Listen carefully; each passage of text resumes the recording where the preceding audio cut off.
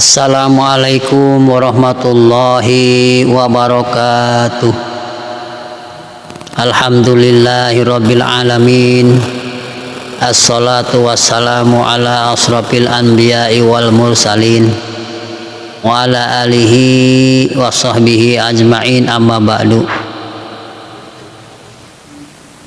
Para pemirsa yang budiman yang dirahmati Allah Subhanahu wa ta'ala dimanapun Anda berada, semoga Anda selalu dalam keadaan sehat walafiat, tidak kurang suatu apapun, disehatkan badannya, dilimpahkan rezekinya, ditambahkan ilmunya, ditambahkan keimanannya, amin ya rabbal alamin. Pemirsa yang budiman yang dirahmati Allah Subhanahu wa ta'ala, kita jumpa lagi di Cermin Ceramah Minimalis. Di kesempatan kali ini saya ingin menyampaikan satu buah tema dengan judul niat ikhlas. Niat ikhlas dalam semua perkataan, perbuatan, amal, lahir dan batin. Qala Allah Ta'ala, wa ma umiru illa liya'budullaha mukhlishina lahuddin hunafa'a wa yuqimus salata wa yu'tuz zakata wa dzalika dinul qayyimah. Tiadalah mereka diperintah kecuali supaya menyembah kepada Allah dengan ikhlas dalam menjalankan agama, lurus dan mendirikan salat, mengeluarkan zakat. Itulah agama yang lurus. Surat Al-Bayyinah ayat 5. Wa qala ta'ala, la yanalullahu lahumuha wala dima'uha walakin yanaluhut taqwa minkum. Tidak sampai kepada Allah daging dan darah kurban itu, tetapi yang sampai kepada Allah ialah jalan takwamu. Surat Al-Hajj ayat 37.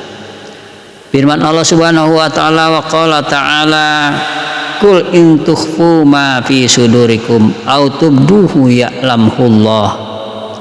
Katakanlah, jika kamu menyembunyikan atau kamu terangkan apa yang dalam di dadamu itu, tetap diketahui oleh Allah Subhanahu wa ta'ala. Dari ketiga ayat ini nyata benar betapa pentingnya peranan niat dan ikhlas dalam segala amal perbuatan ibadah yang berupa syiar atau bukti taat kepada Allah Subhanahu wa ta'ala. Umar bin Khattab radhiyallahu anhu berkata, saya telah mendengar Rasulullah sallallahu alaihi wasallam bersabda, sesungguhnya sah atau tidak sesuatu amal tergantung pada niat, dan yang teranggap bagi tiap orang apa yang ia niatkan. Maka siapa berhijrah atau mengungsi dari daerah kafir ke daerah Islam semata-mata karena taat kepada Allah Subhanahu wa ta'ala dan Rasulnya, maka hijrah itu diterima oleh Allah dan Rasulullah. Dan siapa yang hijrah karena keuntungan dunia yang dikejarnya atau karena perempuan yang akan dikawininya, maka hijrahnya terhenti pada apa yang ia niatkan pada hijrah kepadanya. Karena demikian pentingnya soal niat itu, maka ulama kaum muslimin meletakkan niat itu sebagai rukun pertama dalam semua ibadah. Bahkan untuk membedakan antara ibadah dengan adat hanyalah niat. Sesuatu perbuatan adat tetapi lalu diniatkan mengikuti tuntunan Allah dan Rasulullah sallallahu alaihi wasallam, maka ia berubah menjadi ibadah yang berpahala. Juga para ulama merinci niat pada 5 macam, yaitu hakikat, tempat, hukum, masa, dan syarat. Hakikat niat ialah sengaja mengerjakan sesuatu berbarengan dengan perbuatan. Kemudian hukum niat adalah wajib dan sunat.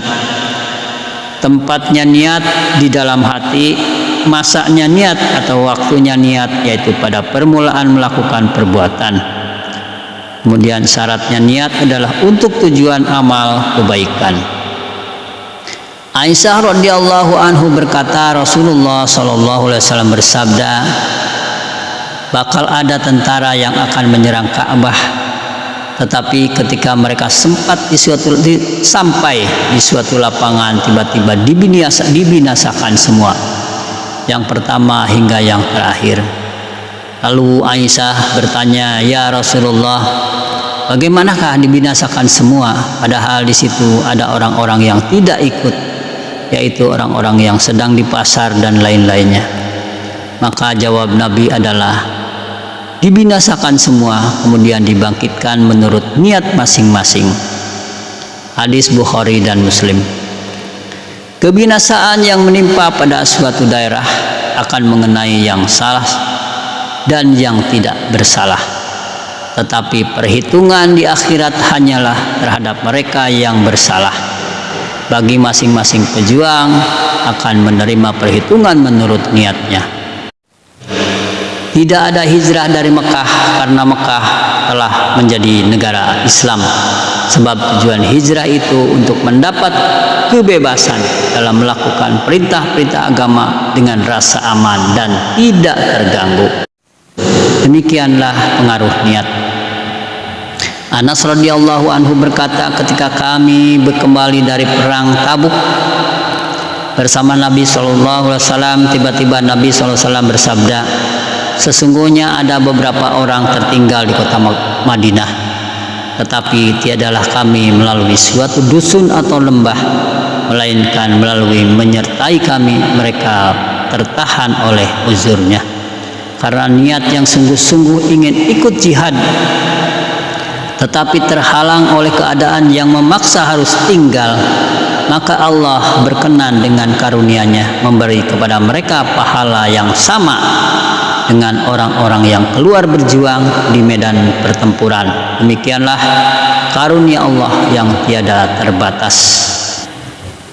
Itulah tentang sekelumit tentang niat ikhlas dalam semua perkataan, perbuatan maupun lahir dan batin menurut pandangan Allah Subhanahu wa taala.